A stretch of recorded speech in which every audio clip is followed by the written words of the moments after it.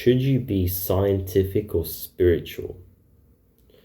Now, this is an interesting question, and at the end of this, I'm basically going to propose to you that you should do both, and you're going to find out why. So, first of all, let's go into what is the spiritual lens. So, when someone says a spiritual lens, it's usually more of a mystical way to view typical events. So, for example, you go to the gym and, you use your machines and you get stronger, right? You put on muscle. And the spiritual lens would dictate, it's hard work. Hard work builds muscle. And maybe in the context of another activity like mind control, you would say that also hard work builds control over your mind. Control over your mind makes you happy, and happiness is a spiritual state and a product of control and all this hard work and stuff. And that's the spiritual lens. That's great. In fact, most people think they're scientific when they're actually using a spiritual lens to explain most of the things that go on in their life. So, the scientific lens for, let's say, the gym would obviously state, exercise, mTOR pathway, testosterone, protein, building, all this stuff, all these factors, and the lines, the specific chains of and mechanisms that cause growth to occur. And in the context of mind control, the scientific viewpoint is going to state something along the lines of, you try to control your mind, you silence the default mode network. And when you silence the default mode network, your level of cortisol decreases, you're put in a state of flow, your serotonin levels rise, you become focused, your testosterone levels increase, and all of this makes you feel happier as a result of mind control. And the times when you slump is a reactivation of old neurons.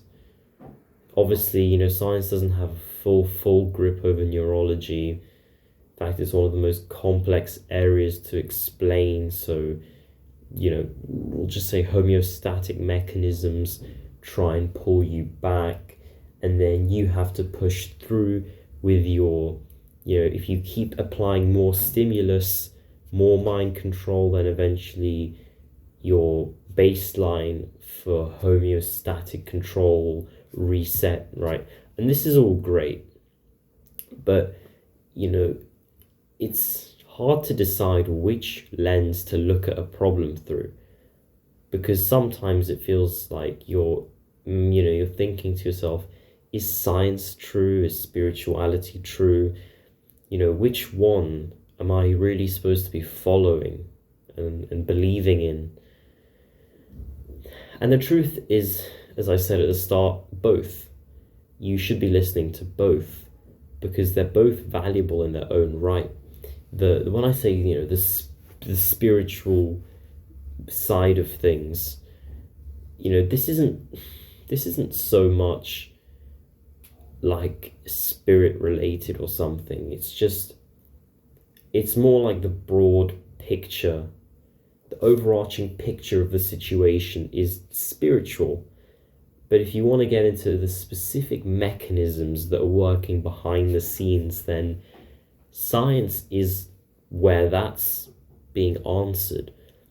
And the truth is that both of these lenses are important to view reality through, because they both contribute to your understanding of a situation.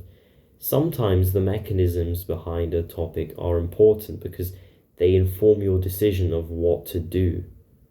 In the gym, should I do this exercise or this exercise?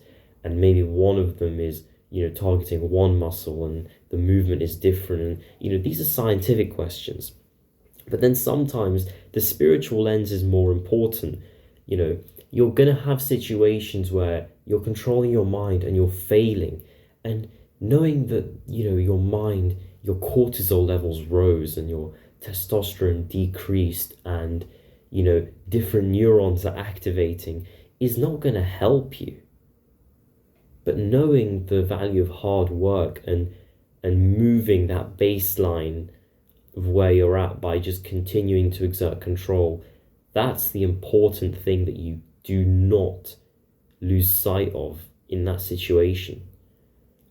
And so, obviously that still is a bit scientific to talk about homeostasis and balance, but, you can see that you need to alter your lens based on what's necessary to give you the understanding you need to grow.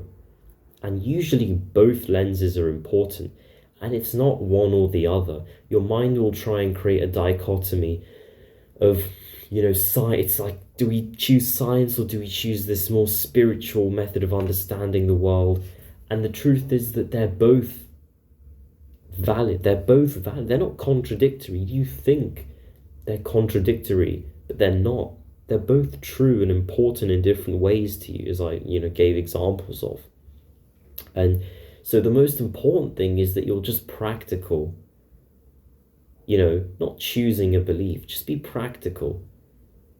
In this situation, what has informed your understanding the most? What is going to help you grow the most? And, for me right now, as I've said in a previous video, I'm, in a recession mentally. And it's important for me to get that lens of science and spirituality to understand, the mechanisms and also this overarching view, because that's what keeps me going and driven. And, that's what helps me to keep pushing, even though I feel like I don't really have much left to give. And so that's the important thing here is, can you be practical and can you continue to grow? And whichever lens or method of understanding helps you to do that is the one you need to choose in that situation. As a last point, I want to just mention that, science is hurtful to people because science demystifies reality.